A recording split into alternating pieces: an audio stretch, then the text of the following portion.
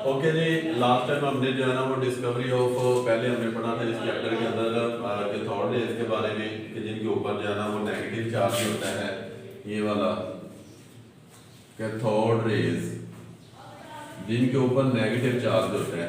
ठीक है, उसके बाद हमने पढ़ा था जी कैनाल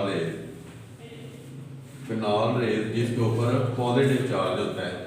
ठीक है, ये दोनों हमने जो रेज है ना वो डिस्चार्ज ट्यूब के अंदर जो एक्सपेरिमेंट करके तो इनको जो है ना वो हमने प्रोड्यूस किया था कि किस तरह कैथोड रेज पैदा होती हैं और किस तरह कैनाल रेज पैदा होती हैं।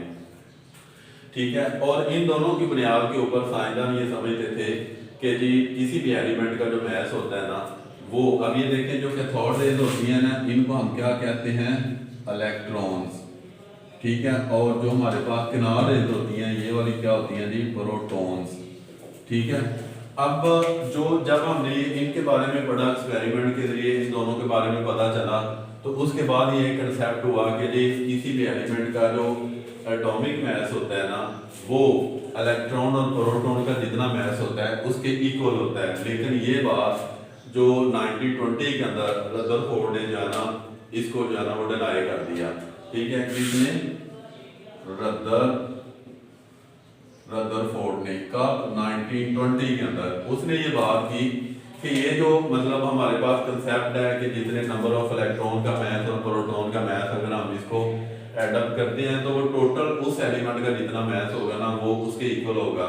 उससे पहले यानी ये 1920 से पहले यही बात थी, लेकिन 1920 में रदरफोर्ड ने इस बात से जो है ना वो डिनाई कर दिया। उन्होंने कहा कि ये ऐसा नहीं है, बल्कि एटम के न्यूक्लियस के अंदर और भी पार्टिकल हैं जिनका मैस मतलब ऐड करेंगे तो तब एलिमेंट का जो टोटल मैस होगा उसके इक्वल होगा। ठीक है, इसकी हम मतलब जस्ट एक जो है ना एक्सपेरिमेंट के तौर पर करते हैं और इसका फॉर एग्जांपल कि ये वाला हमारे पास जो है ना ये हमारे पास एटम है और ये न्यूक्लियस है। न्यूक्लियस के अंदर क्या है जी, प्रोटॉन, और इलेक्ट्रॉन आपको पता है कि जी वो इस तरह शेल के अंदर इवॉल्व करते हैं। ठीक है, अब यहाँ पे हम सपोज कर लेते हैं, यानी सपोज है, इसमें रियलिटी नहीं है, सिर्फ जस्ट समझाने के लिए कि जी ये वाला एलिमेंट है। ठीक है, हम इस एलिमेंट को सोडियम का मतलब क्या देते हैं, ये सोडियम का एलिमेंट है, सोडियम है, और इसका जो मैस है जी वो 10 ग्राम है। ठीक है, अब जो पहले थ्योरी थी उसके मुताबिक तो ये होना चाहिए था ना, ये वाला जो प्रोटॉन है ना इसका मैस कितना है जी, 6 है, और यहाँ पे हमारे पास जो है ना वो इसका मैस जो है ना वो हमारे पास कितना आ जाएगा जी, फॉर एग्जांपल हम 2 ले लेते हैं, या हम इसको जो है ना वो 4 ले लेते हैं और ये वाला 2 है। प्रोटॉन जो है ना उसका मैस 4 है और जो इलेक्ट्रॉन है ना उसका मैस 2 है। ठीक है, अब देखिए हमने ये भी बात जो है ना वो लास्ट लेक्चर के अंदर पढ़ी थी कि जो प्रोटॉन का मैस होता है इलेक्ट्रॉन के मैस से ज्यादा होता है, इसीलिए यहाँ पे हमने प्रोटॉन का मैस ज्यादा, इलेक्ट्रॉन का मैस जो है ना वो कम लिया हुआ है। ठीक है, अब अगर हम इसको ऐड करते हैं तो टोटल कितने ग्राम बनता है हमारे पास जी, 8 ग्राम बनता है। ठीक है, तो ये फिर जो पास्टुलेट था, ये जो मफरूजा उन्होंने कायम किया हुआ था कि जी टोटल मैस तो हमारे पास 10 ग्राम है, और प्रोटॉन और जो हमारे पास इलेक्ट्रॉन है इन दोनों के मैसेज को प्लस करें तो ये इक्वल आ जाएगा। तो ये यहाँ पे देखें कि ये वाला इक्वल नहीं है। तो रदरफोर्ड ने 1920 में ये कहा था कि एक और भी चीज है इसके अंदर, यानी कि न्यूक्लियस के अंदर और भी पार्टिकल हैं कि जिसका मैस उसके प्रोटॉन के इक्वल होगा, और अगर उन तीनों को प्लस करें तो देन ये वाला हमारे पास इक्वल आएगा। अब ये देखिए उसने कहा कि जी इसके अंदर एक और भी पार्टिकल है, उस पार्टिकल को मतलब बाद में नाम न्यूट्रॉन का दे दिया, लेकिन उस वक्त उसने ये बात जस्ट इतनी की थी कि जी पार्टिकल है और उसका मैस जो है वो प्रोटॉन के मैस के इक्वल है। ठीक है, अब यहाँ पे देखें इस एग्जाम्पल के अंदर हम प्रोटॉन का मैस कितना लिया जी, 4। तो जब आप देखें अब ये वाला जब हम इसको प्लस करेंगे तो ये वाला हमारे पास 10 आ जाएगा। अब यहाँ पे देखें अब ये बात जो है ना वो सही है कि एलिमेंट का मैस और उसके जो सब एटॉमिक पार्टिकल यानी न्यूट्रॉन, प्रोटॉन और इलेक्ट्रॉन का मास अगर हम इकट्ठा करें प्लस करें तो देन दोनों इक्वल साइड हमारे पास जो है ना वो आती है। तो यहाँ पे ये भी बात क्लियर होगी कि जब रदरफोर्ड ने ये बात इतनी कह दी 1920 के अंदर कि ये वाली कोई ना कोई पार्टिकल है जिसका मैस प्रोटॉन के इक्वल है, तो इन तीनों के मैस को प्लस करेंगे तो देन एलिमेंट के टोटल मैस के इक्वल होगा। अब ये बात तो उसने 1920 में कह दी और उसके बाद साइंसदान जो है ना वो इस बात के पीछे लगे गए कि आपने वो पार्टिकल जो है ना वो डिस्कवर करना है कि जिसका मैथ जो है ना वो प्रोटॉन के इक्वल और तीनों को प्लस करें तो टोटल एलिमेंट के मैथ के इक्वल जो है ना वो होना चाहिए। ठीक है, तो यहाँ पे फिर 1932 के अंदर चैडविक एक साइंसदान था, यानी जब ये रदरफोर्ड ने कंसेप्ट दिया उसके 12 साल के बाद चैडविक ने जो है ना इसके ऊपर एक्सपेरिमेंट किया और उसने ये पार्टिकल जो है ना वो ढूंढ निकाला और उसने इस पार्टिकल को नाम जो है ना वो क्या दे दिया, न्यूट्रल पार्टिकल। न्यूट्रल क्यों दिया? हमें पता है कि जो प्रोटॉन होता है उसके ऊपर पॉजिटिव चार्ज होता है, ये वाला नेगेटिव चार्ज होता है। ठीक है, और जो हमारे पास न्यूक्लियस चार्ज वो न्यूट्रॉन मतलब न्यूट्रल होता है। तो न्यूट्रल क्यों होता है? ये पॉजिटिव नेगेटिव के साथ कैंसिल, और ये फिर हमारे पास न्यूट्रॉन जो है ना इसके ऊपर क्या होगा, कोई चार्ज नहीं होगा, ना पॉजिटिव चार्ज होगा ना नेगेटिव चार्ज होगा। अब जी चैडविक ने 1932 में ये बात डिस्कवर कर ली कि तीसरा पार्टिकल जो है ना उसने उसको नाम ही दे दिया न्यूट्रॉन है, जिसका मैस उसके प्रोटॉन का यानी न्यूक्लियस के प्रोटॉन के इक्वल होता है। अब यहाँ पे देखिए ये प्रोटॉन का ये न्यूट्रॉन का दोनों मैस इक्वल है और उसके अंदर इलेक्ट्रॉन का मैस जब ऐड करते हैं तो वो टोटल मैस के इक्वल है। अब ये बात उसने कैसे डिस्कवर, उसने ना बेरिलियम लिया जो लाइट सा पार्टिकल है, इसके ऊपर उसने क्या किया, उसने हीलियम की जो है ना वो बम्बार्डमेंट की। जब उसने हीलियम की बम्बार्डमेंट की तो उसके बाद उसको हासिल क्या हुआ, उसके बाद एक तो ये वाला मतलब कूल कार्बन जो है ना हासिल हुई और ये वाले एक हाई पेनिट्रेटेड पार्टिकल जिसको उसने जो है ना वो न्यूट्रॉन का नाम दिया था। तो ये वाले हाईली जो है ना वो पेनिट्रेटेड जब पार्टिकल डिस्कवर हुए तो इस हाईली जो पेनिट्रेटेड पार्टिकल थे इसको ही उसने न्यूट्रॉन का नाम दे दिया।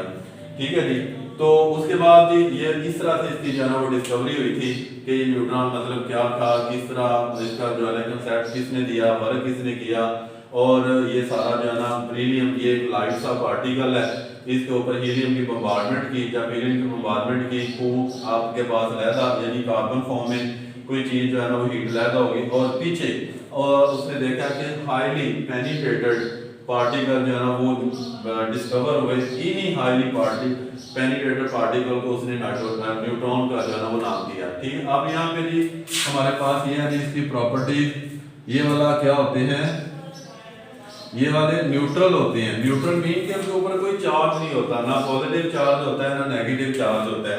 अब यहाँ पे देखिए यहाँ पे जो न्यूक्लियस के अंदर प्रोटॉन होते हैं उसके पॉजिटिव और जो शेल के में इलेक्ट्रॉन रिवॉल्व करते हैं इसके ऊपर नेगेटिव चार्ज होता है। तो लिहाजा जो तीसरा सब एटॉमिक पार्टिकल डिस्कवर किया था चैडविक ने 1932 के अंदर, तो उसके ऊपर कोई जो है ना वो चार्ज नहीं होता। ठीक है, ये न्यूट्रल होता है। दूसरा इसकी प्रॉपर्टी ये है कि ये वाला हाईली पेनिट्रेटेड है, हाईली पेनिट्रेटेड। ठीक है, और यदि ये किसी चीज के अंदर बहुत ज्यादा जो है ना वो पेनिट्रेट का मतलब होता है कि किसी चीज के अंदर सराइल कर जाना, जज़ब हो जाना, कि उसके अंदर बड़ी तेजी से जो है ना वो इन्वॉल्व हो जाते हैं।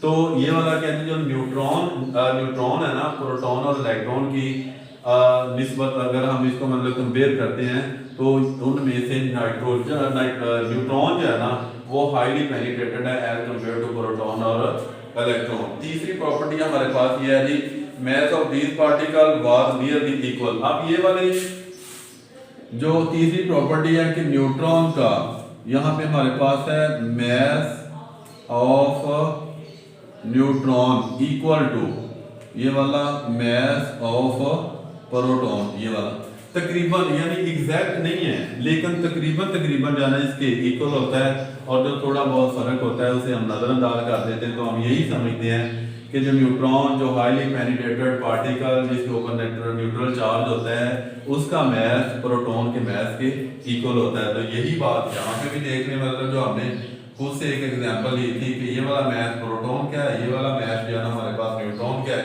ये 4 है तो ये भी 4 है, मतलब ये फॉर एग्जांपल हम कहते हैं जी 4.5 है।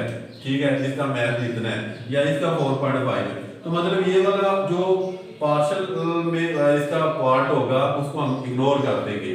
तो फिर हम यही समझेंगे कि ये वाला जो होल पार्ट होगा कि ये दोनों हमारे पास इक्वल है। तो फिर आगे हम इसको ऐसे यूज करते हैं कि न्यूट्रॉन का जो मैस होता है वो प्रोटॉन के मैस के इक्वल होता है।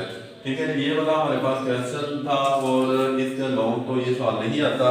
इसकी प्रॉपर्टीज जो है ना वो शॉर्ट क्वेश्चन के अंदर अक्सर पूछी जाती हैं, लेकिन आपने इसको लॉन्ग और शॉर्ट जो है ना वो दोनों तरीकों से करना है।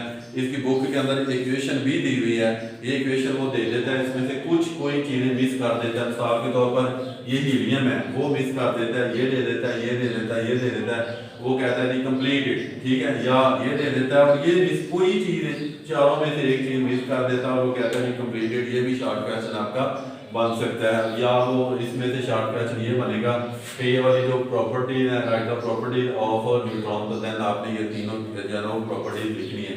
ठीक है, सुबह जी हम इंशाल्लाह जो है ना वो रदरफोर्ड के मॉडल जो उसने प्रेजेंट किया था उसके बारे में डिस्कस करेंगे कि वो उसने किस तरह मतलब जो है ना अपना मॉडल पेश किया है। इसके बारे में जो हमारे पास मतलब 3 पार्ट सब एटॉमिक पार्टिकल हमने डिस्कवर कर लिए हैं, इलेक्ट्रॉन, प्रोटॉन और न्यूट्रॉन। इनके बारे में अगर कोई क्वेश्चन हो तो आप मैसेज के जरिए जो है ना वो उसको क्लियर कर सकते हैं। ओके, अल्लाह हाफ़िज़।